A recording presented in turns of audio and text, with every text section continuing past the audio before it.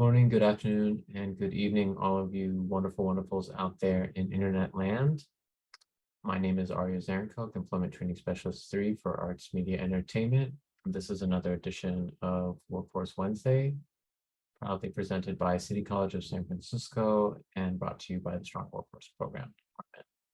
Today, we're going to be talking about salary essentials. Before we begin, I would love to hear from the members of our studio audience. Specifically, I would love to know your name, what you're hoping to get out of this conversation, your job goal, and your astrological sign. So your name, your job goal or what you are, what you're hoping to get out of this workshop, and your astrological sign. So please, Brian, mute yourself and tell us.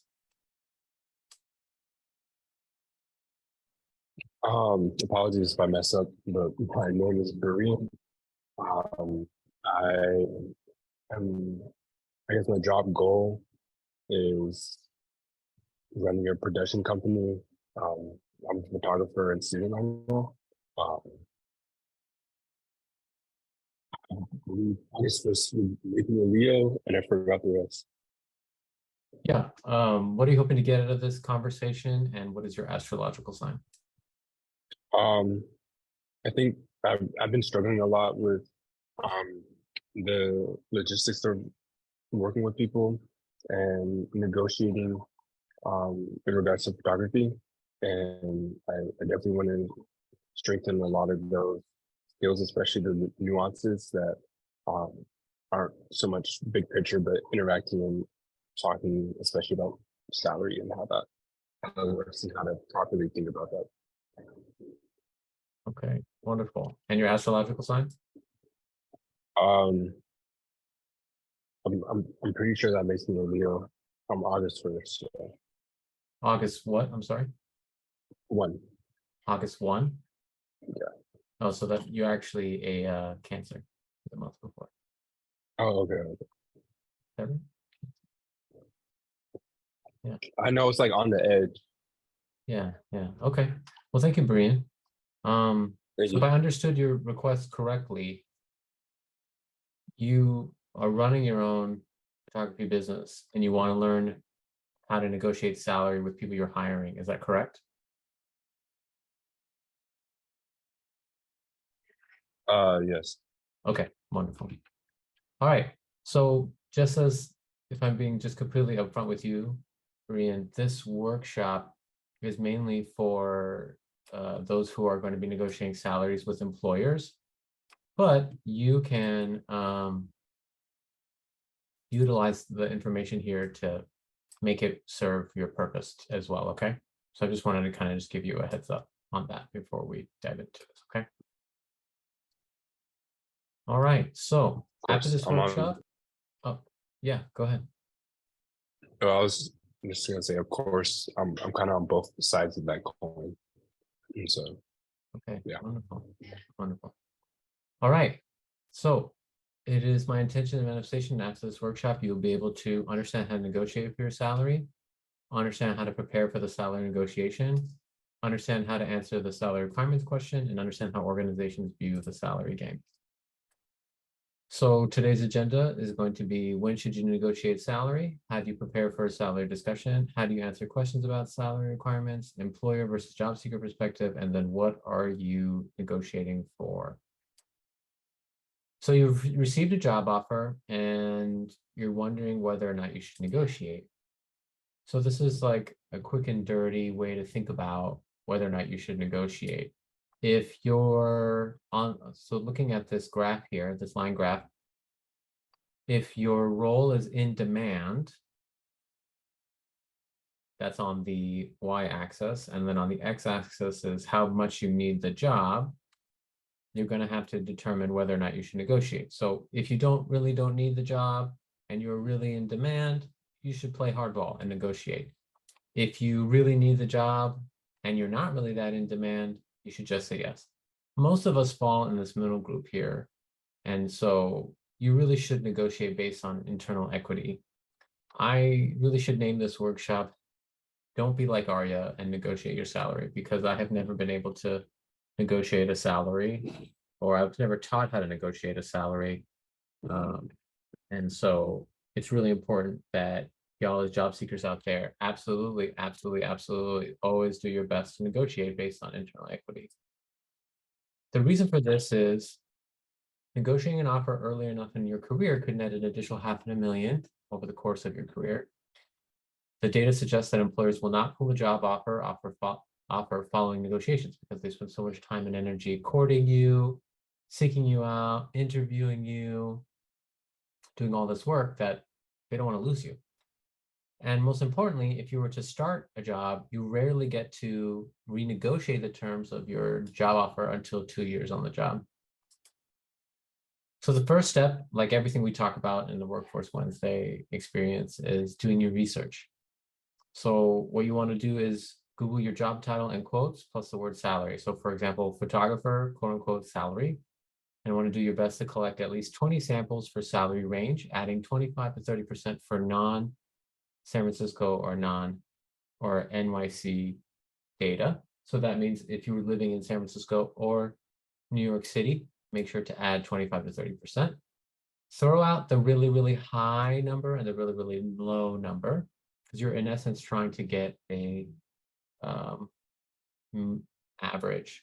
And then validate your data with industry insiders. So think about photographers that you respect, who you know are doing good work, and present to them this range and say, hey, does this sound about right to you?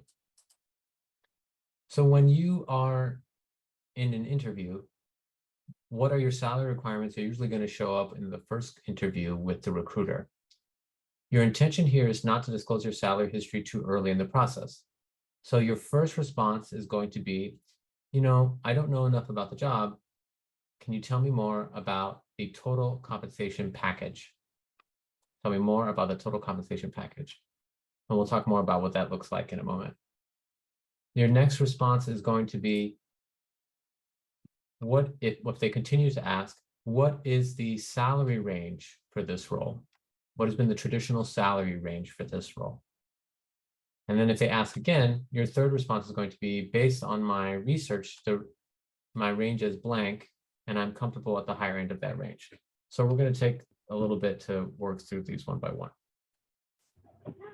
This is what employers are seeing when they're looking at how much to pay their employees. Each employer has a salary band, right? So there is a minimum amount, so the lowest number, and then there's the highest number. So for example, if you were applying for an associate role or an entry-level role, that pay band, that salary band may be 50 to 60 grand a year. And then a manager role might be 70 to 80. And then a senior manager might be 80 to 90. And then a director might be 90 to 100. And then a senior director might be 100 to 110, right? And it just kind of goes like this. The reason why they have a range is because when people come in to do the work, they're kind of unsure based on their experience, what they've communicated in interviews, on where they're going to fall on the experience spectrum. If they perceive someone to be fully successful contributor in this role, they're probably going to pay them around the market rate, so the research that you've done. If they sense that someone is going to need trial assignments and step-up opportunities, they'll be on the lower end of the salary band. If they're learning and developing the role, somewhere between the minimum and the market range. If it's somewhere between, if they think that this person is going to be consistently delivering above role expectations, somewhere between the market and the maximum. If they believe that this person will perform beyond the defined role borders, then they'll probably give them the maximum range. Traditionally, they don't, or historically, they don't really give the maximum range because they want you to come and work for them and then in essence, be able to get a raise later on. So for example, if you come in and let's say you're applying for an associate role, so that would be the 60 to 70 grand a year range. And let's say they assume you're going to be a fully successful contributor in the role, they're probably going to pay you or offer you 65K giving you enough space so that in 2 years they can pay you 67,500 and eventually 700 after another 2 years. Any questions about what it looks like from the employer's perspective?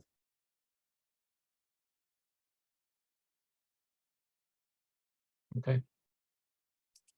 This is what it looks like from your perspective as a job seeker. So let's say you're going to do research and discover that the market range for something for a role is 80K. And you have received an offer for 70 to 75K.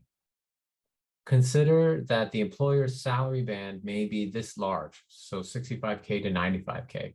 So that means you have a negotiable range of 70 to 85K based on what you've been offered and based on what the market is telling you.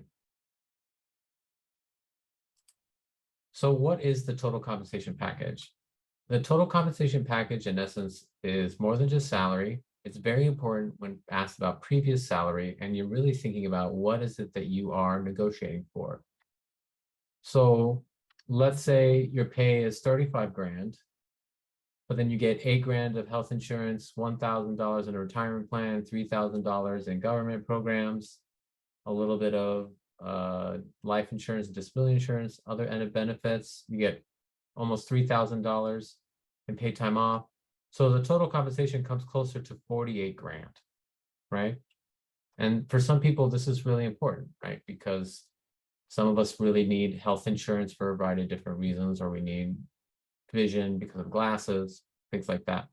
So the total compensation package, in essence, is what is being offered to you as a potential employee at this organization. Another thing that's really important to consider are the rewards of work. In addition to just compensation, which includes base salary and bonus, you want to ask, and benefits, which again, as we talked about, is part of the total compensation package. So insurance, retirement plans, paid time off. You want to ask yourself, what is my affiliation going to look like in this role, right? In the sense that, what is my work environment going to be like? Where am I going to live on the hierarchy of items, of employees in this company? And most importantly, what kind of support am I going to receive when I do this work? Am I going to be doing this work autonomously, or will there be people to help me? The next element to consider is the work content. Will there be variety? Will it be challenging? Will you be empowered to do this work? And will it have meaning? This is really important to a lot of people, because you don't want to, most people I've observed do not want to go to a job where the work has no meaning and you're not really empowered to do the work, you're not really challenged, things like that. And then lastly, on a more macro level, a real huge reward of work is considering a career. So asking yourself, if I take this job, will this be an advancement in my career? Will I get more career capital? Will there be personal growth involved with this job? And then in addition, will I receive professional development and training? So will you learn new skills by doing this job, right? These are all the elements I invite you all to consider when you're thinking about what you're actually going to be getting besides a salary. Does anybody have any questions about total compensation package or some of the rewards of work?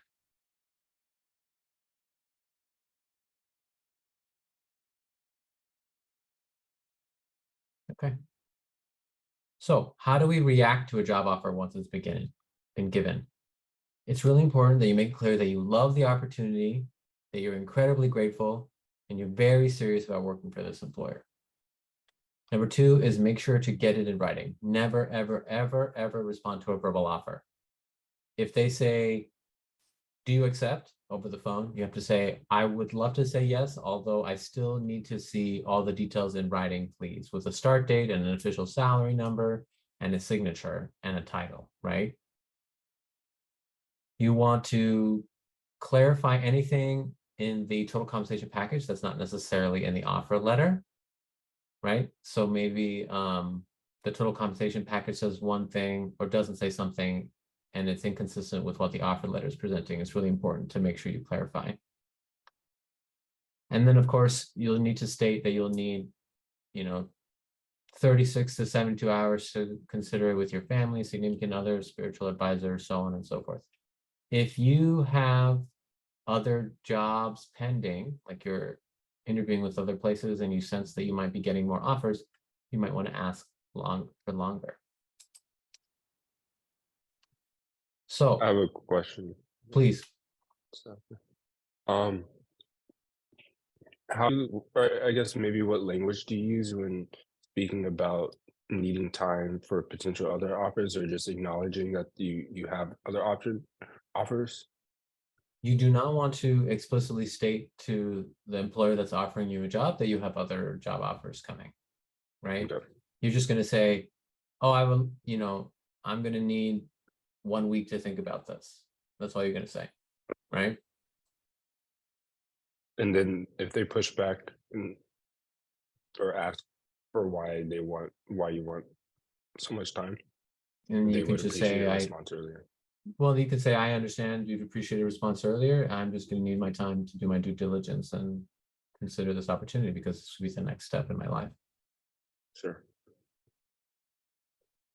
Okay. Good question. So now I invite you to look at the offer in and of itself and prioritize the items you'd like to negotiate. Salary is usually number one. And then you want to determine exactly what you will ask for and have a realistic justification for each item. So let's see if I can. This is an example of a job offer checklist. So things you could think about negotiating are title, who you're reporting to, a start date, a base salary, a signing bonus, any commission bonuses, a performance review related to salary, any flex or comp time, retirement plan, stock options, health, vision, dental, life insurance. Is there coverage for dependents, vacation, sick days, holidays, any tuition, any kind of training? Is there wellness coverage? Is there travel expected with this job? Just any of these items that you want to negotiate and prioritize them, and then also make sure you have a justification for why you deserve this, right? So this is how we respond to the offer once you have come to the conclusion about what you're going to negotiate for. Your first words are going to be reiterating your excitement. And then the next element will be, I only have a few reservations to be worked out. And then if you're responding in writing, for example, if they give you a job offer that requires you to mark an X or a check or something, you want to check accept, right? And then on the actual document itself, you're going to write pending the negotiation of the following items, right? And then you handwrite all the items that you want to negotiate for. And then present the items you want to negotiate in priority order with your justification for each item. And then it's always best to ask for a bit more than you normally would settle for.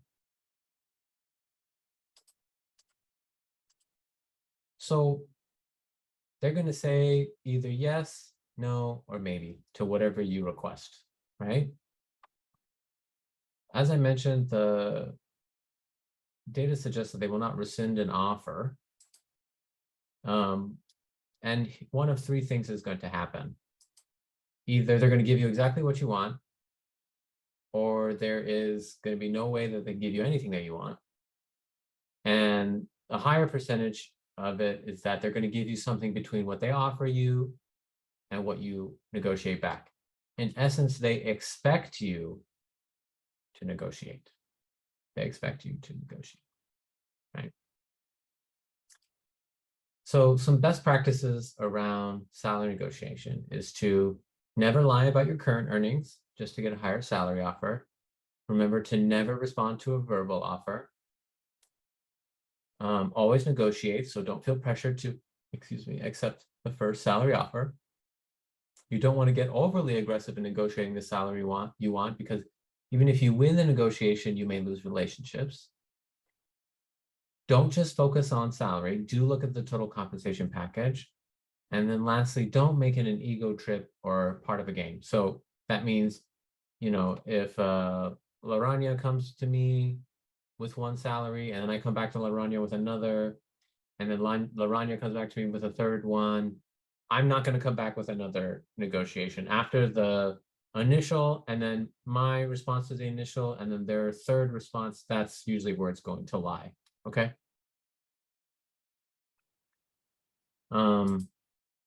What questions can I answer for y'all about how to negotiate salary?